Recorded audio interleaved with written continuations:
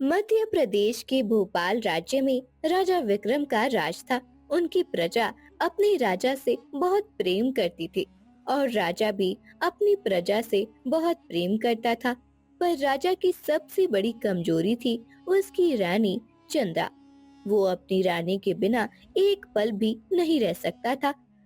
राजा विक्रम का वर्चस्व दिन रात तरक्की कर रहा था।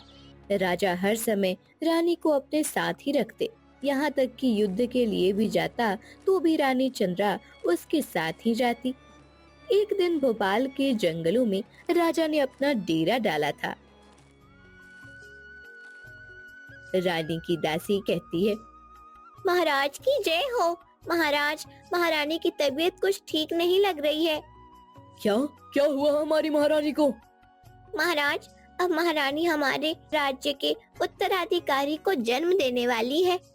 हाँ, हम अभी महारानी से मिलने उनके कक्ष में जाना चाहते हैं। तुम हमारा संदेश लेकर जाओ और ये तुम्हारा इनाम है। महाराज की जय हो। महाराज, आप बड़े दयालु हैं। दासी रानी चंद्रिका के कक्ष में जाकर महाराज के आने का संदेश देती है और महारानी चंद्रा भी महाराज विक्रम का इंतजार करने लगती है। तभी वहाँ महाराज आते हैं। महारानी, आज आपने हमें जीवन की एक और अनमोल खुशी दी है। महाराज, मैं जानती हूँ आप बहुत खुश हैं, परंतु अब मैं आपके साथ किसी भी यात्रा पर नहीं जा सकती।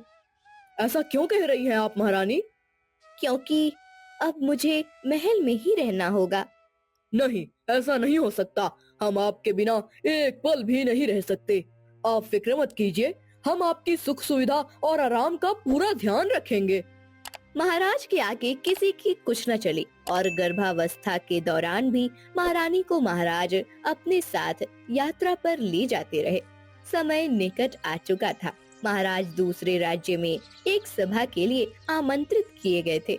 महारानी भी उनके साथ थी। रास्ते में महारानी की तबीयत अचानक खराब हो गई।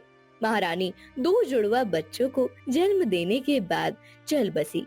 राजा पूरी तरह से टूट गया और वो आग बबूला हो उठा। इन जुड़वा बच्चों ने मुझसे मेरी महारानी को छीन लिया। मैं इनकी मनहूस शक्ल नहीं देखना चाहता। ले जाओ इन्हें यहाँ से। इन्हें इनकी नानी के पास छोड़ाओ। राजा ने अपने प्रधानमंत्री हरिराम को निर्देश दे दिया। लेकिन लेकिन महाराज। चुप रहो, तुमने सुना नहीं मैंने क्या कहा? मैं अब इस बारे में कोई बहस नहीं करना चाहता। मेरे आदेश का पालन हो। जी जी महाराज, जो आज्ञा महाराज। एक और बात, आज के बाद मुझे मेरे राज्य में कोई बच्चा दिखाई नहीं देना चाहिए। उन्हें यहाँ से भगा दो। महाराज, ये ठीक नहीं होगा। क्या मतलब है तुम्हारा? महाराज, प्रजा अपने बच्चों के बिना मर जाएगी। ठीक है, तो फिर बच्चों को राज्य से बाहर मत भेजो, पर उनका बचपन समाप्त कर दो। मैं कुछ समझा नहीं महाराज। आज से सब बच्चों का उछल कूद करना, खेलना और खिलखिलाना सब बंद। पर क्यों महाराज? मैं नहीं चाहता कि कोई भी बच्चा मुझे मेरे जुड़वा बच्चों की याद दिलाए। उनका ध्यान आते ही मेरा खून खौलता है। मुझे मेरी महारानी चंद्रा की याद आती है। मुझे लगता है कि इन जुड़वा बच्चों की वजह से मेरा सब कुछ लुट चुका है। अपना सिर झुकाकर हरिराम वही खड़ा रहा और कुछ न बोला। पूरे राज्य में ये ऐलान कर दो कि मेरे आदेश का पालन सभी बच्चों को करना होगा। उल्लंघन करने वाले बच्चों को राज्य से सदा के लिए निकाल दिया जाएगा और उसके माता पिता भी दंडित होंगे। अगले दिन से ही आदेश लागू हो गया। राजा का आदेश सुनकर लोगों में काफी रोष था। नगरवासी आपस में बातें कर रहे थे। हमारे राजा ने ये कैसा आदेश दे दिया है? भला ये भी कोई बात होती है क्या? अगर बच्चों से उनका बचपना ही छीन लिया गया तो उनके जीवन में बचेगा ही क्या? बात तो तुम्हारी सही है मित्र, परंतु महाराज को ये समझाएगा कौन? हम सब जानते हैं कि महाराज महारानी से कितना प्रेम करते थे। प्रेम करते थे, ये तो सत्य है, परंतु महाराज महारानी की मृत्यु की सजा हम सबको दे रहे हैं। तभी वहाँ एक और व्यक्ति आता है। अरे, महारानी की मृत्यु का कारण भी तो महाराज है। यदि उन्होंने इस अवस्था में भी महारानी को अपने साथ यात्रा पर ले जाने की जिद की होती तो शायद आज महारानी जीवित होती। हाँ, ये भी बात सत्य है, परंतु ये सब बातें महाराज को बताएगा कौन और समझाएगा कौन? ये महारानी ही थी जिनकी बात महाराज समझते और सुनते थे, परंतु इस समय तो महाराज से कुछ कहना भी अपने प्राणों से हाथ धोने के बराबर है। लोगों में मूर्खता भरे इस आदेश को लेकर काफी नाराजगी थी, लेकिन वो राजा के सामने इसका विरोध करने से डरते थे। हार कर उन्होंने अपने बच्चों को जीने का नया तरीका सिखाना शुरू कर दिया। लगभग 6 महीनों के बाद नगर के सेठ और ब्राह्मण दोनों बातें कर रहे होते हैं। अब तो हमारे राज्य में बच्चों की किलकारियां सुनाई देनी बंद हो गई। पेड़ों पर चढ़ते, पतंगे उड़ाते लड़के और रस्सी कूदती वो गुड़िया से खेलती लड़कियां अब नजर नहीं आती भाई। हमारा राज्य एक सुंदर राज्य था। तरह तरह के फूल, विभिन्न आकार के आकर्षण पेड़, मीठे फल, कई प्रजातियों के पशु पक्षी इस प्रदेश को प्राकृतिक सौंदर्य से परिपूर्ण राज्य बनाते थे। लेकिन सब कुछ बदलने लगा है। पक्षियों ने चहचहाना छोड़ दिया। जिन बुलबुल और पपियों की कूकू से हम नगर वासियों की सुबह होती थी वो शांत होते जा रहे हैं। हिरणों का कलोल करना और गाय भैंस के बछड़ों का उछल कूद करना सब समाप्त होता जा रहा है। रसीले आम से और अमरूदों से लदे रहने वाले पेड़ अब उजाड़ दिखते हैं। जैसे जैसे समय बीतता जा रहा है हालत और खराब होते जा रहे हैं। वरुण देव भी प्रदेश से नाराज लगते हैं, जिस कारण वर्षा भी नहीं हो पा रही है। धीरे धीरे हालात बिगड़ते ही जा रहे थे। बिना पानी के फसलें बर्बाद हो गईं। किसानों में हाहाकार मचने लगा। एक दिन प्रधानमंत्री हरिराम ने महाराज को राज्य की बदहाली के बारे में जानकारी दी। हरिराम की पूरी बात सुनकर महाराज ने कहा, हमें देवताओं को शांत करना होगा, अनुष्ठान पूजा का भव्य आयोजन करना होगा। मेरा विश्वास है कि ईश्वर हमारी रक्षा अवश्य करेंगे। 11 दिनों तक प्रजावासियों ने मिलकर पूजा अर्चना की, पर कोई लाभ न हुआ, बल्कि राज्य की स्थिति और खराब होती चली गई। कुछ दिन बाद एक दिन महाराज अपने कक्ष में थे, तभी द्वारपाल आया। महाराज, ऋषि केशव जी पधारे हैं। उन्हें तुरंत सम्मान पूर्वक अंदर ले आओ। महाराज विक्रम की पूरी शिक्षा दीक्षा स्वामी ऋषि केशव के आश्रम में हुई थी। 5 वर्ष पहले स्वामी जी दूर कहीं जंगलों में तप करने चले गए थे। उसके बाद किसी को उनकी खबर नहीं थी। कुछ देर बाद स्वामी जी ने कक्ष में प्रवेश किया। उनके चेहरे का तेज देखते ही बन रहा था। स्वामी जी, आप सही समय पर पधारे हैं। मेरा सहायता कीजिए। क्या हुआ राजन? महाराज ने पूरा घटनाक्रम स्वामी जी को कह सुनाया। मैंने उन दोनों बच्चों को जो कि अभिशाप थे उनको तो निकाल कर बाहर कर दिया, लेकिन संकट का ये दुर्भाग्य मेरी धरती से नहीं जा रहा है। मैं और मेरी प्रजा त्राही त्राही कर रहे हैं। विक्रम, तुम उन 2 नन्ही जानों को अभिशाप कह रहे हो? अभिशाप?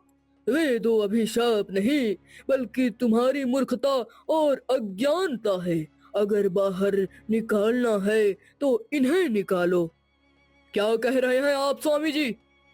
क्या तुम्हें अनुमान है कि तुमने कितनी बड़ी भूल की है?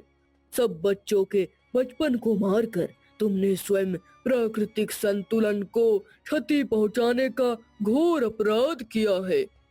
मैं कुछ समझ नहीं पा रहा हूँ स्वामी जी। क्या तुम्हें मालूम है कि ईश्वर का वास कहाँ है? ऊपर आकाश में, हमारे चारों ओर फैले मंदिरों में। तुम्हारा दृष्टिकोण सीमित है राजन। भगवान सृष्टि के प्रत्येक जीव में बसे हैं। क्या तुम भगवान की महिमा का एक जीता जागता उदाहरण देखोगे? जी अवश्य स्वामी जी। स्वामी जी राजा विक्रम को महल के झरोखे में ले आए। उन्होंने बागीचे की ओर इशारा किया। राजा ने देखा कि वहाँ 2 बच्चे खेल रहे हैं। उनकी आयु लगभग 3 वर्ष होगी। वो दोनों मिलकर तितली पकड़ रहे थे।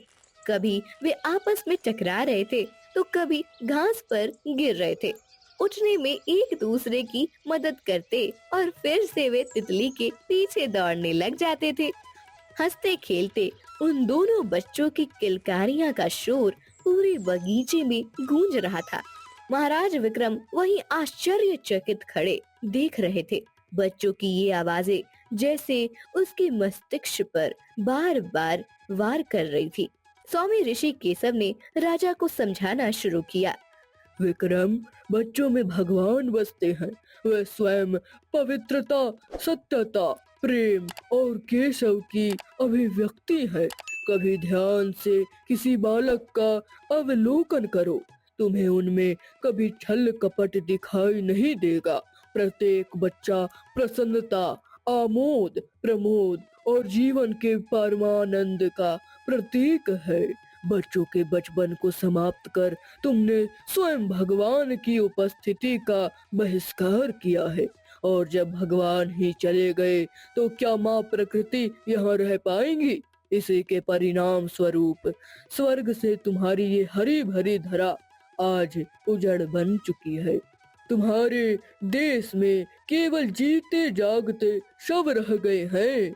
लेकिन स्वामी जी, मैं अपनी जुड़वा संतान पर आग बबूला था।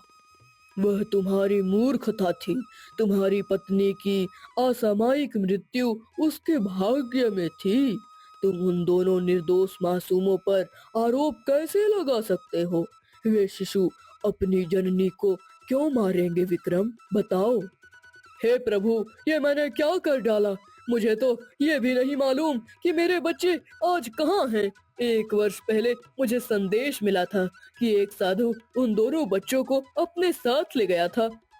हाँ, एक साधु उन बच्चों को ले गया था और वही साधु उन्हें वापस तुम्हारे पास लाया है।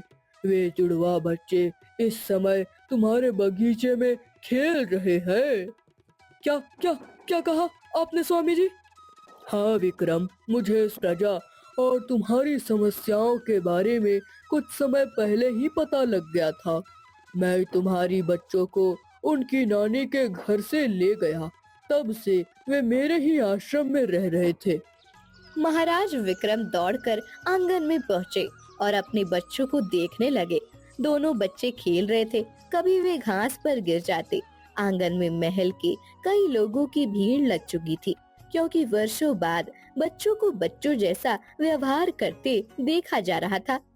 मेरे प्यारे प्रजावासियों, आज आप सबके सामने आपका राजा होके भी आपसे माफी मांगने आया हूँ।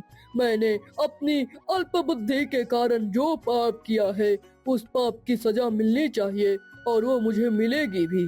परंतु मैं आप सबका अपराधी हूँ, इसलिए आप सबसे क्षमा याचना करना चाहता हूँ। महाराज विक्रम की जय हो, महाराज विक्रम की जय हो, राजकुमारों की जय हो। 1 वर्ष धीरे धीरे सब कुछ सही होने लगा। कुछ महीने पहले हुई बारिश के कारण खेतों में फसलें लहलहा रही थी। पक्षी चहचहा रहे थे। फलों से लगी पेड़ों की शाखाएं हवाओं संग झूल रही थी। अब राजा को अपने बच्चों और राज्य में किसी के भी बच्चों से कोई शिकायत नहीं थी, और इसी तरह राजा अपने बच्चों के साथ आगे का जीवन खुशी खुशी बिताता है।